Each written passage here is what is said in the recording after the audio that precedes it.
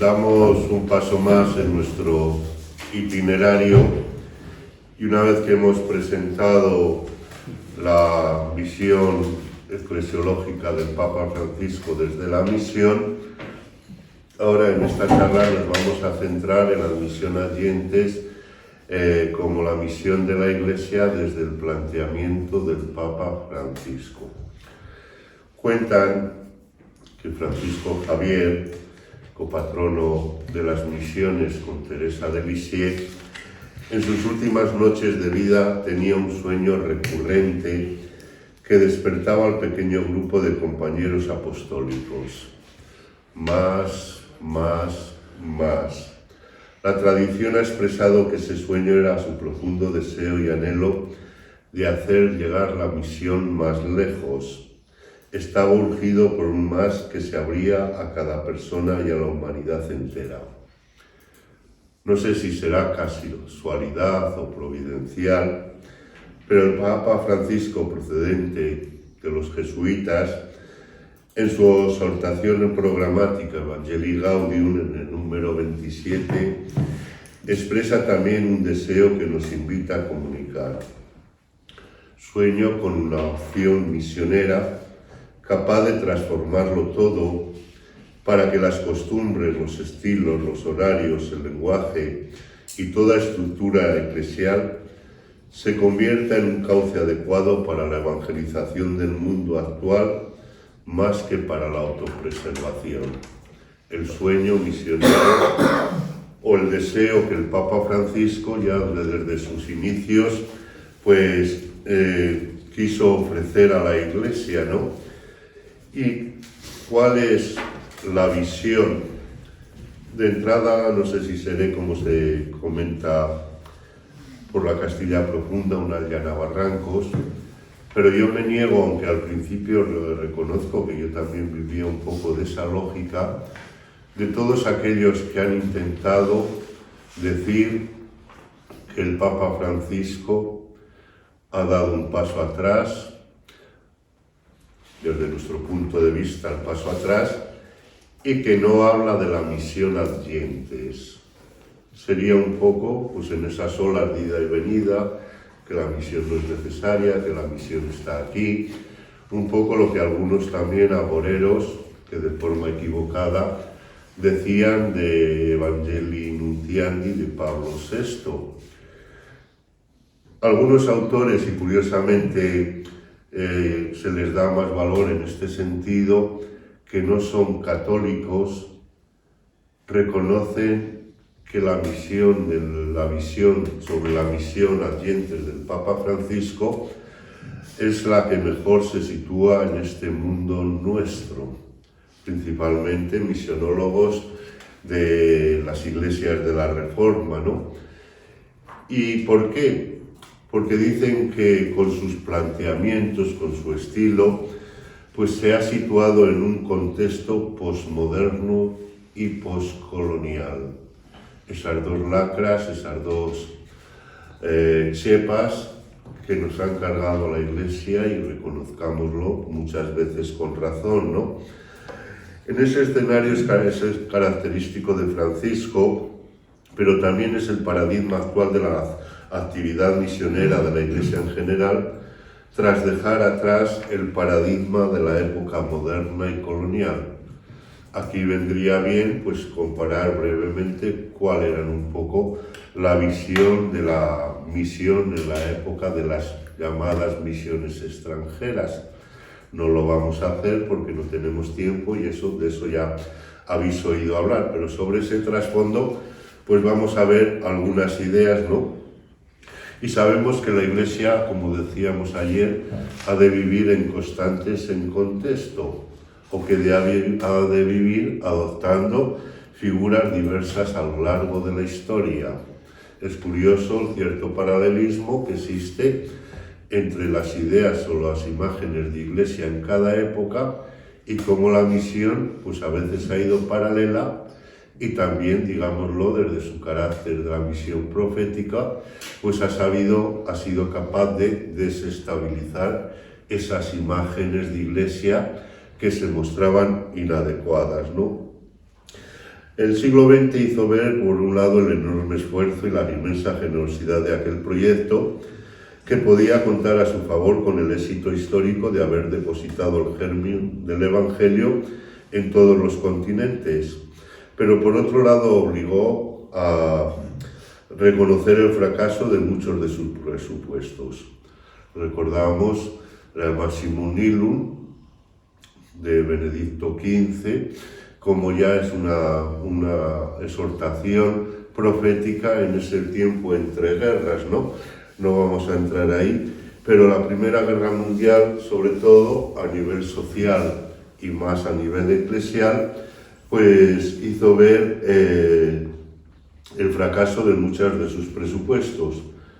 El colonialismo conduce al imperialismo nacionalista, a la contraposición entre países que buscaban mercados y materias primas y, en último término, al conflicto armado. La Conferencia Misionera Protestante de Edimburgo de 1910, curiosamente el ecumenismo, surgió como ámbito propiciado desde la misión y para la misión.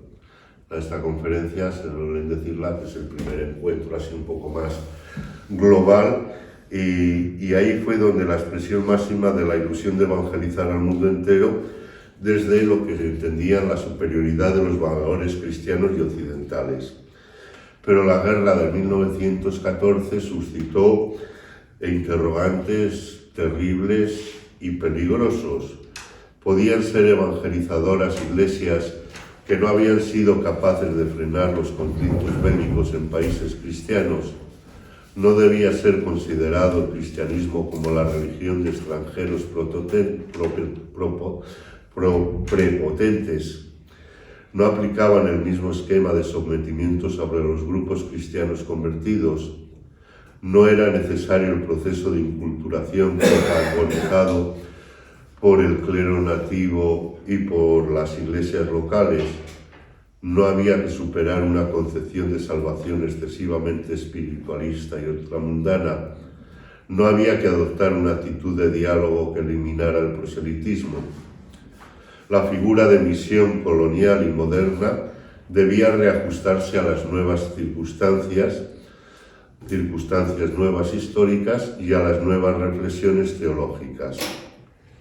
Desde ahí, desde este planteamiento previo, podemos situar a Francisco en el nuevo paradigma.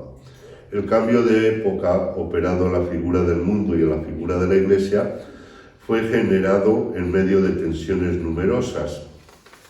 Y el nuevo paradigma, que puede ser denominado una misión ecuménica convergente, pues procede ya de diversas tradiciones cristianas, ¿no? Desde lo que os apuntaba, y lo dejamos ahí, no vamos a ir por esa línea, pero como desde la reflexión de teólogos o misionólogos de diversas iglesias cristianas, pues se fue abriendo el horizonte a estas perspectivas, ¿no? La Iglesia Católica pues entró un poco más tarde, pero curiosamente, incluso en la multitud de encíclicas o documentos papales misioneros, pues sin entrar en grandes cuestiones teóricas, irá abriendo el horizonte. Para comprender el nuevo paradigma, que busca integrar las polaridades y tensiones del paradigma anterior, es suficiente mencionar dos coordenadas fundamentales. Por un lado, la visión holística e integradora que evite unilateralidades. Decíamos que el planteamiento que hacía desde los nuevos areópagos Redentoris Missio se le podía dar el nombre de holístico, desde ese dios Eol griego, que es el todo, el completo, pero específicamente en Francisco, él tampoco utiliza la palabra, pero por sus referencias y por sus perspectivas, pues él insiste desde este holismo: todos los bautizados son enviados a todos los pueblos para anunciar todo el Evangelio en todas las dimensiones de la existencia.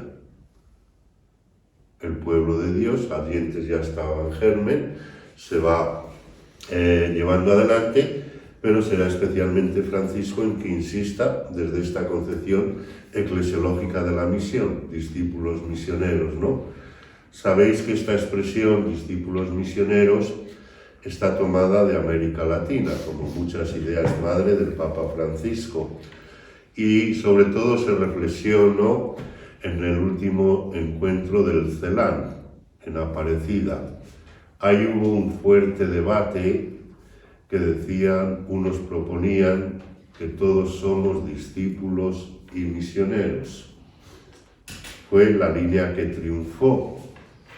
Francisco era secretario del encuentro, o sea que no era un cualquiera que pasaba por allí o un mero participante, y con el vigor y la energía que tenía y que sigue teniendo, menos porque es más mayor, pues en Evangelii Gaudium, ya lo conocéis, dice, no vale decir todos somos discípulos y misioneros. Hay que decir que todos somos discípulos misioneros. Puede ser una bobada, pero yo doy gran importancia a esa expresión. ¿Por qué? Porque si decimos discípulos y misioneros, está pudiendo lo que podríamos llamar la filosofía tomista escolástica, que tantas veces y de forma a veces no adecuada ha influido pues en la antropología y en el quehacer de la Iglesia y hasta la propia espiritualidad. Primero somos discípulos y luego ya después vamos a hacer algo, misioneros. No. Y responde esta propuesta, aunque el Papa Francisco a mí no me consta que la haya ampliado, pero responde a la lógica antropológica bíblica. Dios elige a Abraham y le da un nombre nuevo porque tiene una misión. Te llamarás Abraham. Entonces, Dios nos llama por nuestro nombre y en la llamada está el envío, está la misión. No son dos cosas paralelas. E incluso todavía más, en la medida en que somos discípulos, tendremos que ser más misioneros. Y en la medida en que somos misioneros, tendremos que retroalimentar y profundizar nuestro discipulado.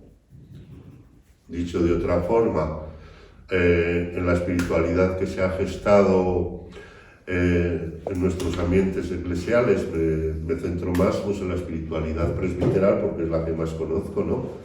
Pues nos decían, tenemos que ser buenos curas y luego ser pastores.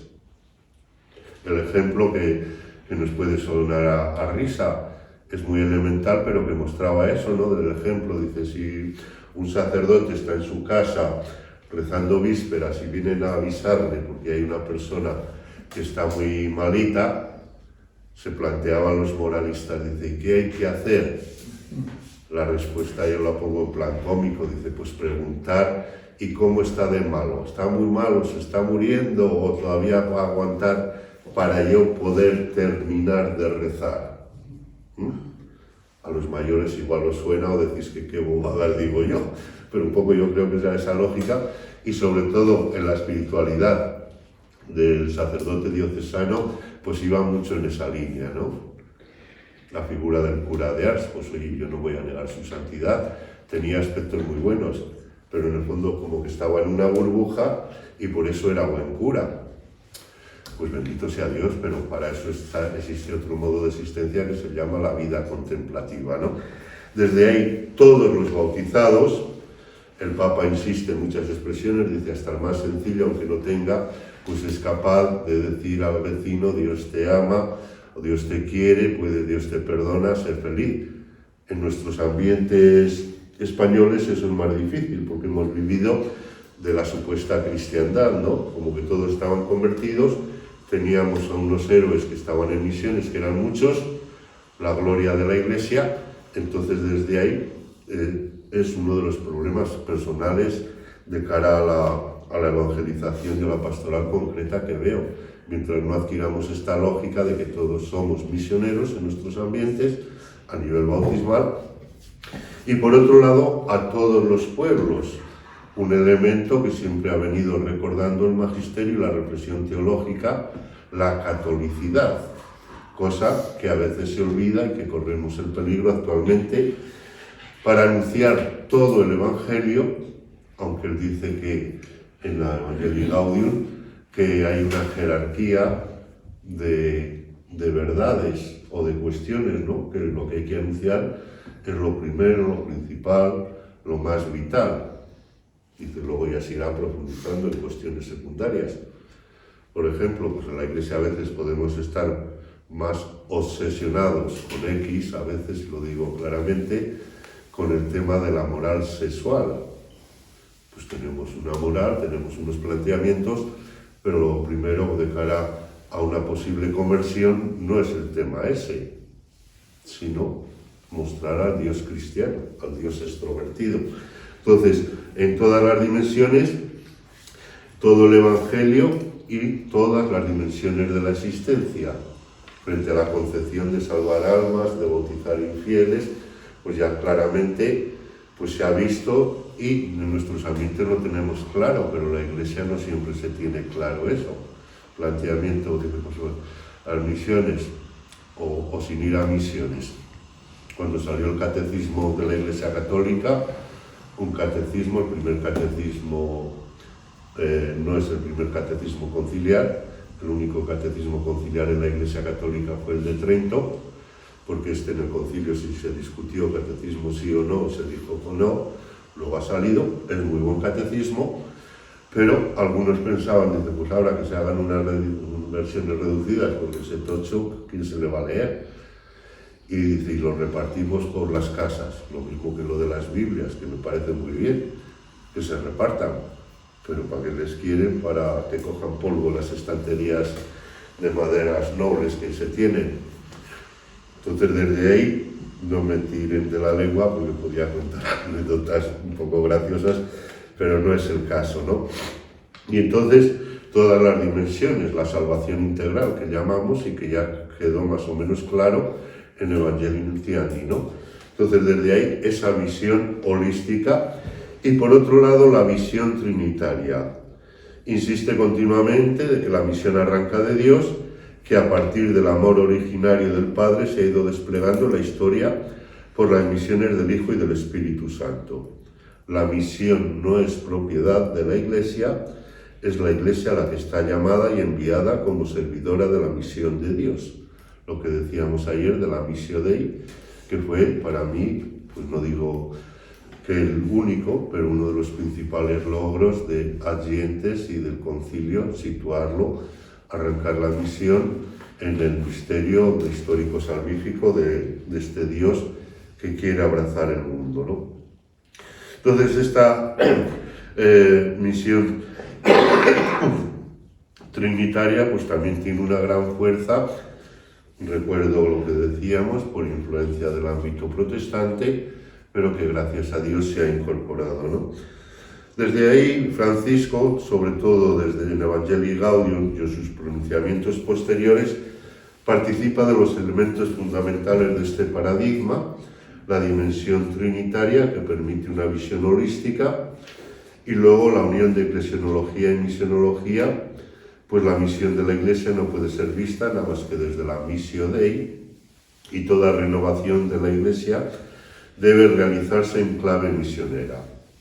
Por otro lado, él presenta una misionología profética que adquiere especial relieve, sobre todo en el actual escenario de la globalización, un poco lo que apuntábamos antes, y la centralidad de la catolicidad desde la actual diversidad cultural, la centralidad de la vida como un don originario de Dios, ¿no? La diversidad cultural, pues por simple experiencia de lo que ha sido la nación de Argentina, con todo y lo que ha sido, pues también el propio Papa Francisco, pues sus familiares venían de Italia, ¿no? Que tuvieron que emigrar, como tantos españoles, y entonces el hecho de vivir en una cultura multicultural, pues le ha hecho descubrir al Papa Francisco la importancia de la diversidad y el trabajar por la interculturalidad desde la misión. y luego de la centralidad de la vida como don originario de Dios, una categoría que se ha reflexionado mucho también en algunos de los encuentros ecuménicos y que tiene una gran raigambre y yo creo que un gran sentido en nuestro mundo. Desde la Biblia, pues el Dios de la vida, he venido para que tengáis vida, el Espíritu Santo, Señor y dador de vida, y que es una categoría que tiene o puede tener un profundo arranque antropológico con las personas, la vida o la falta de vida, desde diversos niveles. Desde ahí, pues también, junto a las resonancias expansionistas de la expresión adyentes, pues se va incorporando, lo que os decía antes, la expresión intergentes. A mí no me consta que el Papa haya usado la expresión, pero desde sus reflexiones. Sabéis que esta expresión ha venido sobre todo desde la misión en Asia, que se ha volcado por ciertos autores, teólogos, en la Federación de Conferencias Episcopales de Asia, y ellos hablan de la misión intergentes, y es comprensible. ¿Por qué? Pues porque el catolicismo en Asia, sabemos, incluso el cristianismo, que es muy poco. Entonces dice, la misión la tenemos aquí entre las gentes. No solo hay que salir a las gentes, a las nuevas geografías o periferias. Y entonces ellos insisten en eso. Es un enriquecimiento siempre y cuando no se niegue el valor de adyentes, porque también en España, en el sentido más serio, podemos hablar de que la misión está aquí. ¿Cuál es el peligro? Es decir, no, la misión intergentes la tenemos aquí. Dice, bueno, pero es que simplemente desde la sociología religiosa, en España no sé cuántos se declaran católicos, pero la raigambre cultural cristiana está ahí. En España, la Iglesia, con sus problemas hasta económicos, está edificada, instituida. Normalmente, a mí a los alumnos, los seminaristas, buena gente, pero ya están implicados en estas misiones y me cuesta, digo, es que la misión adyentes, digo, tiene que tener dos criterios. Nos solemos quedar en uno. Redentoris Missio apela a los dos y el Papa Francisco también.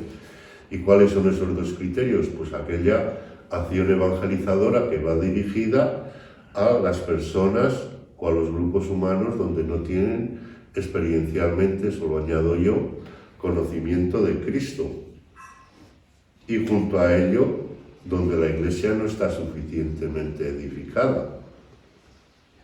Pensad que vuelva a Burgos, una ciudad provinciana, con la catedral, con el Museo de la Evolución también de Atapuerca, pero una ciudad pues construida en torno a lo que ha sido la sociedad cristiana. Digo, pensemos por un momento que en Burgos pues no existiera la catedral, pero más allá de la catedral, las parroquias con todos sus centros, las órdenes religiosas, los colegios, los hospitales. Digo, hasta que no llegue ese momento, digo que yo no quiero que llegue, pero no podemos decir que Burgos es tierra de misión. Entonces esos dos, y por eso lo de adyentes. Ahora es curioso, a mí me llama la atención y también me duele un poco por mi pasión misionera, aunque sea desde la cabeza principalmente y desde el corazón, pero no desde el turismo misionero. Me llama que en cualquier encuentro, cualquier asamblea, cualquier reunión de gente sensata o hasta madura cristianamente, lo de adyentes no se ve.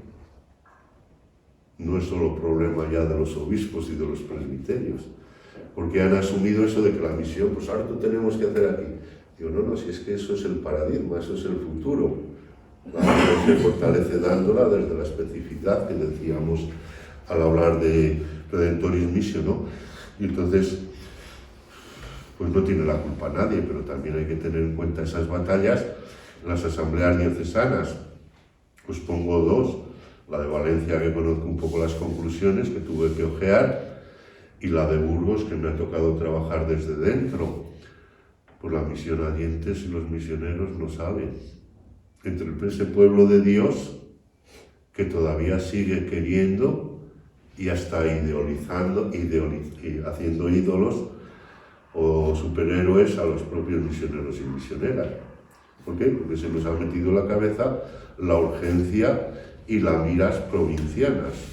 Hay que pensar y soñar a lo grande, y desde ahí podemos entender pues el concepto de misión intergentes de la que nos habla el Papa Francisco y de lo que comentabas tú antes en el diálogo, ¿no? Sus propios viajes. Y él al principio dice, anda, pues ¿por qué va a esos sitios o tal? Y él ya lo ha manifestado. Dice, pues voy allí donde más conflictos hay para llevar una palabra de reconciliación, sí, pues se puede ser, y donde la Iglesia es minoritaria. Pues desde ahí, a nosotros los eurocentristas pues nos choca, ¿no? Dice, ¿por qué el Papa no ha querido venir a España? Una pregunta, yo no la sé responder, pero sé dar el criterio de donde se suele dirigir, que ya no es solo España, ¿no?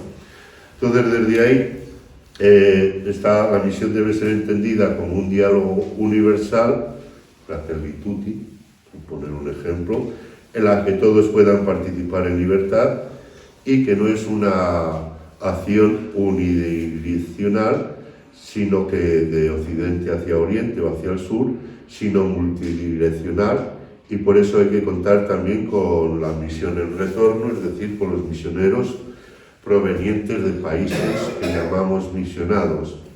Y finalmente la misión es diálogo profético. Entonces, desde ahí, o acción reconciliadora. Desde estos parámetros se mueve, y por eso mismo él dirá que la misión a dientes es el paradigma de toda obra de la actividad eclesial. Eso lo dedicaremos en mi última charla, pero me gustaría releer, porque por desgracia se ha pasado de largo, el número 15 de la exhortación programática Evangelii Gaudium. Dice así: Juan Pablo II nos invitó a reconocer que es necesario mantener viva la solicitud por el anuncio a los que están alejados de Cristo, porque esta es la tarea primordial de la Iglesia. La actividad misionera, comillas, representa aún hoy en día el mayor desafío de la Iglesia, y la causa misionera debe ser la primera. ¿Qué sucedería si nos tomáramos realmente en serio estas palabras? Simplemente reconoceríamos que la salida misionera es el paradigma de toda obra de la Iglesia. Luego citan los obispos americanos, pero sin embargo, dice este documento, quiero que sea programático. Y en el número 15, donde presenta su horizonte, cita por 3 veces Redemptoris Missio. ¿Por qué no se ha sabido leer eso? Pues volvemos un poco, creo no estar equivocado, a lo que venimos diciendo, porque hay otras expresiones, otros conceptos, como que son más bonitos y suenan mejor.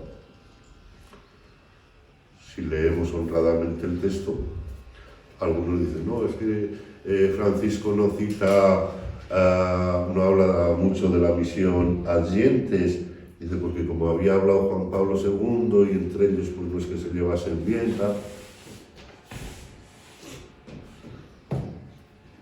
Se ha olvidado eso, el horizonte programático, y desde ahí pues hemos intentado buscar otros acomodos. Yo no digo que no sean importantes, pero tanto lo de las periferias, pues se ha hecho eslogan, ¿no? En cierta ocasión lo escuché, yo creo que era el director nacional de Cáritas o de aquí de Madrid, en una semana de misionología, y era un laico, ¿no? Y como estaba de acuerdo con él, pues me gustó la expresión, la recuerdo. Dice, pues ya sabéis que yo suelo tener reuniones, dice, por vicarías con los curas de Madrid, pues los conozco a casi todos y tal. Dice, y una vez me invitaron pues a hablar de unos temas de Cáritas. Dice, y en el descanso, pues un cura conocido me dijo, bueno, fulanito, dice, siento no poderme quedar a escucharte. Dice, pero es que me tengo que ir a las periferias. Dice, pues ¿dónde vas? Dice, no, a dar catequesis. Y el director de Cáritas decía, yo entiendo que la catequesis es muy difícil, que hay muchos problemas, dice, pero hombre, cada cosa por su nombre. Lo mismo de nueva evangelización, todo, pues ahora periferias, ¿no?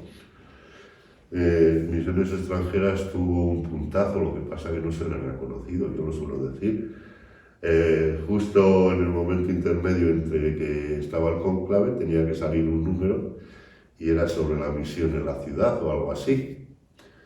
Y el director había pillado un artículo de un simposio que había habido un congreso de América Latina sobre estos temas y publicaba un artículo Dios en la ciudad, de un tal Jorge Mario Bergoglio. Justo sale la revista, justo sale nombrado, ¿no? Más allá de ese dato, que fue casual o providencial, Francisco insiste en otra idea también, que nos suele sonar un poco rara a veces, ¿no? Dice, no, es que cuando hay que ir a las periferias de la ciudad, dice, pero allí Dios ya está. Dice, no pensemos que vamos a llevar a Dios. Dice, Dios ya está allí. Entonces, lo que tenemos que hacer, no lo dice así, pero la idea es tematizar la presencia de Dios para que los que viven allí puedan descubrirlo y experimentar su amor, ¿no? En el fondo es lo mismo que decía Juan Pablo II, pues que el Espíritu antecede a los misioneros y misioneras para crear tierra fértil para que la semilla del Evangelio pueda crecer, ¿no? A nosotros nos choca, sobre todo desde la mentalidad unidireccional. Vamos a llevar a Dios, o no sé qué, o no sé cuál. Ya Dios nos está esperando allí, ¿no? Entonces, desde ahí, este texto, pues hay que resaltar los insistentes subrayados para destacar la idea central, el reiterativo. Recoge 3 afirmaciones de Juan Pablo II, el Redentor es missio, y por otro lado, recupera la terminología adyentes que había quedado un tanto oscurecida en favor de evangelización. Por otro lado, lo plantea como urgente y después la insistencia en el anuncio y en la salida. De modo repetitivo, ha valorado y alabado Francisco la tarea de los misioneros que se han entregado su vida para que puedan hacer nuevas iglesias. En numerosas ocasiones, esa entrega ha desembocado en el martirio, que se convirtió de este modo en factor de eclesiogénesis. La misionariedad se hace biografía, y por eso él también hablará de una misionología narrativa, aspecto que a mí me gusta también desde esa opción personalista, pues a veces es más elocuente la biografía de un misionero o una misionera, aunque penséis que es una bobadica o que es lo normal, que muchas reflexiones teológicas y pastorales sobre el tema.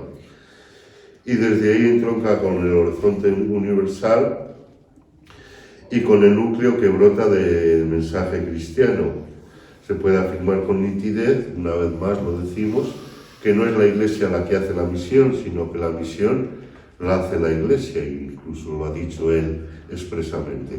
Con frecuencia recuerda Francisco la interpelación de Mateo 28, dice al mundo entero, y la de Marcos 16, y casualmente insiste mucho en Pentecostés, aunque sea de forma sencilla, elemental, que llega al pueblo, dice, no, es que Pentecostés es como el cumpleaños de la Iglesia, ¿no? Es que Pentecostés no sé qué, continuamente por esa dimensión neumatológica, y Pentecostés pues es el gran acontecimiento de una Iglesia que ha de situarse ante el mundo en misión. La salida del vid se apoya en yo estoy con vosotros. Este es el secreto de la misión, la presencia entre nosotros del resucitado y la acción del Espíritu Santo, verdadero artífice. Esa experiencia teologal es el manantial de alegría y por ello aliento de comunicación. Curiosamente, Benedicto XVI, a pesar de ser alemanote y seco, pues ya hablaba de la alegría. Francisco ha insistido muchísimo. Dice, pues qué bien, ¿no? No, a veces nos olvidamos de algo que es muy anterior y más programático todavía. Las apariciones de las cristofanías de Jesús resucitado, curiosamente se llenaron de alegría al ver al Señor. Y junto a esa experiencia de encuentro desbordante por la fe con el resucitado, se llenan de alegría y van a contarlo. La alegría, que para algunos autores le dicen que ha de ser el distintivo del mensaje cristiano, no solo en el anuncio, sino en la propia vida, la propia Eucaristía, ¿no? Celebraba la fracción del pan con alegría y sencillez de corazón, y junto a esa experiencia del encuentro alegre con el resucitado, aparece inmediatamente la misión. Fueron a contarlo. La misionariedad no es solo cuestión de territorios, sino que se abre también a los pueblos, las culturas. El propio Papa Francisco se encarga de subrayar que es también salida geográfica, y sobre esa base habla de la migración de los misioneros. El mismo Francisco lo ratifica con la prioridad expresa que concede a Asia en sus viajes, como ya hemos dicho. La salida, la migración, no puede ser negada o relativizada. Como recuerdan los obispos coreanos, deben pasar del recibir a misioneros a enviarlos. Yo suelo poner un paradigma cuando hablo de la Iglesia en África.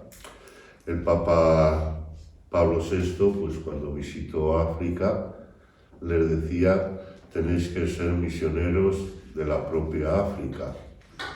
El Papa Juan Pablo II, cuando visitó África para presentar Eclesia en África, pues da un paso más. Dice, estáis llamados a ser misioneros de la Iglesia.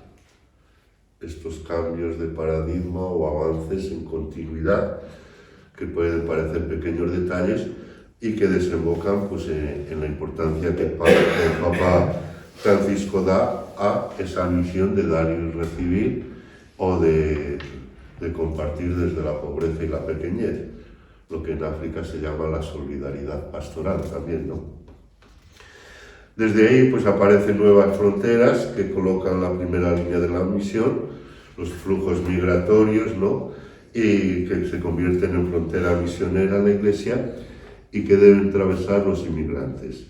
Les permite ser protagonistas de la misión única y global de la Iglesia.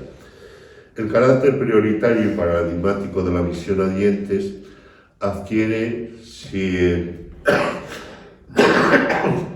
el Evangelii Gaudium era programático, luego vendrá especialmente consolidado en la celebración del mes extraordinario de octubre del 19 para celebrar el centenario de Massimum Nilum, ¿no? Este documento adquiere un significado histórico, no vamos a entrar ahí, pero ante todo el Papa Francisco destaca sobre todo el deseo de realizar una purificación evangélica de la acción misionera, para que quede liberada de las connotaciones nacionalistas o expansionistas.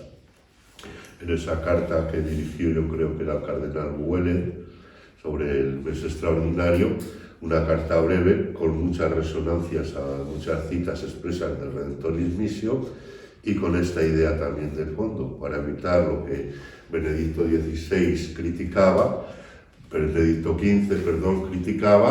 en Massimum Nilum.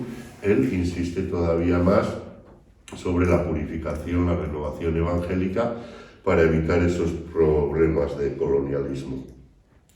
Desde ahí sigue presentando la prioridad al primer anuncio, que se centra en lo necesario y en lo esencial, sin obsesiones, para transmitir un conjunto desestructurado de doctrinas.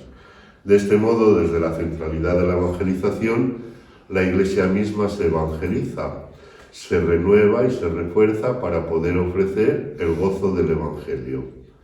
En esta convocatoria, el Papa se apoya a los textos del Magisterio Eclesial a partir del Vaticano II, destacando fundamentalmente dos coordenadas. La primera, que la Iglesia es misionera por naturaleza y que por ello la evangelización es la dicha y la vocación de la Iglesia, su identidad más profunda, parafraseando a Evangelii Nuntiandi. Y la segunda, que es una labor ingente, porque la misión de la Iglesia está todavía en sus comienzos, está aún lejos de cumplirse, por lo que hay que implicarse en ella con todas las energías y con toda la alegría. Curiosamente, de cara al primer anuncio, Juan Pablo II en Redemptoris Missio insiste en el anuncio explícito, luego se ha ido decantando esa expresión, primer anuncio, que el Papa Francisco también apela a él, que dice no es que sea simplemente cronológico, sino que es el que hay que seguir dando vueltas como anuncio primero, principal y permanente, ¿no? La situación pastoral, yo hablo más desde nuestras iglesias españolas, ¿no? O por entre lo que oigo, veo y leo, creo que no estoy equivocado, ¿no? Ahora todo el mundo, además de las salidas, habla del primer anuncio. ¿Qué es el primer anuncio? Pues desde ahí, con buen criterio, dices que hay que buscar una pedagogía, una metodología y unas técnicas. Parece estupendo, la dinámica catequética o de la comunicación de la fe, ¿no? más estructurada, catecumenado, podríamos decir. Pero al final el primer anuncio parece que hemos de dirigirlo a los que están dentro, a los que suelen asistir por poner un criterio a la Eucaristía dominical de forma permanente, y lo que se nos pide es cómo hacerlo. Yo no niego que sea necesario el cómo, pero yo lo primero que digo, ¿no será más importante educar a los cristianos y a las comunidades en la alegría de compartir la fe? Si nos saltamos ese paso y vamos buscando solo técnicas, pues muy mal va. En la Asamblea de Burgos, por poner un ejemplo, si me permitís la broma, puedo decir que fuera casi la más perfecta que se ha celebrado hasta ahora. Es una broma, evidentemente.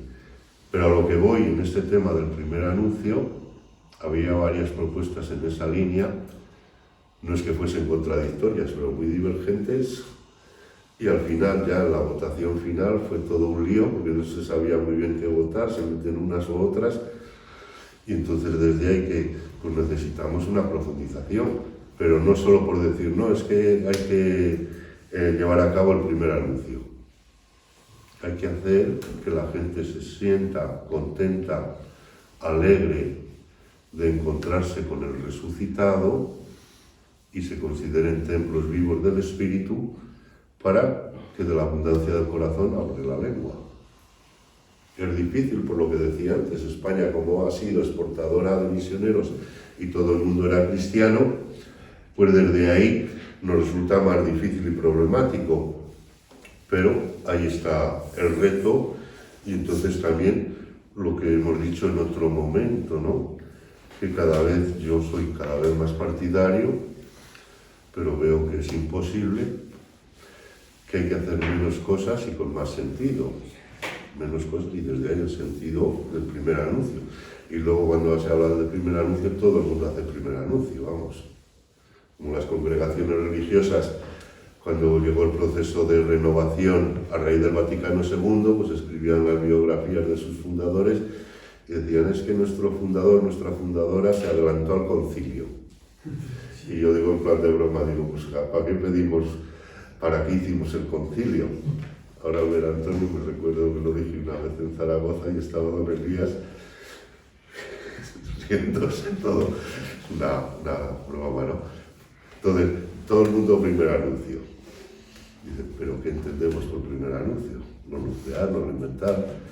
Y luego el Papa Francisco pues hace primer anuncio con ese lenguaje vital directo que tiene, cosa que a los occidentales nos cuesta más, a los españoles por lo menos, o a los de la Castilla profunda, Dios te ama, Dios te quiere, ¿no? Casi en plan pentecostal, pero que llega más a la gente, incluso a nuestras santas mujeres y los santos varones de cristianos de siempre, ¿no? Simplemente y de forma muy breve ya, lo que decía, había traído el mensaje del Domus, y entonces aparentemente la gente le puede leer y dice, ah, pues qué bonito. Pero aquí de forma sencilla, el que haya sido el escribano del mensaje, pues recoge, yo creo, que las claves de Francisco en la misión Advientes, ¿no? Por un lado, esa visión de la visión trinitaria, ¿no? La llamada de todos los cristianos a dar testimonio de Cristo, simplemente hago unos subrayados. Por otro lado, que la Iglesia es misionera, ¿no? Dice, para que seáis mis testigos, la forma plural destaca el carácter comunitario eclesial de la llamada de los discípulos. Todo bautizado está llamado a la misión de la Iglesia y bajo el mandato de la Iglesia. Por lo tanto, se realiza no individualmente, sino en comunión con la comunidad eclesial. Luego apela una vez más a que todos somos discípulos misioneros. Desde ahí, ¿no? La esencia de la misión es dar el testimonio o el anuncio profético, que diríamos, y por eso, en definitiva, el verdadero testigo es el mártir, la dimensión martirial que por desgracia, por los que murieron, pero por suerte para la Iglesia, pues se ha insistido actualmente, especialmente viendo tantas masacres desde la experiencia de América Latina, ¿no?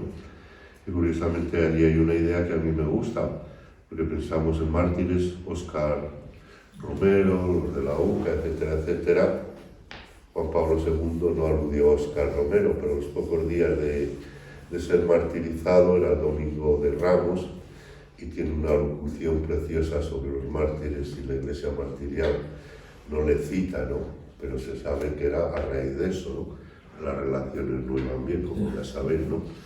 Incluso con los propios obispos, y luego alguno me comentaba cuando le canonizaron, dice, luego todos los obispos eran amigos íntimos en Roma de cosas de la vida. En la Iglesia y en las personas existe también el pecado, ¿no?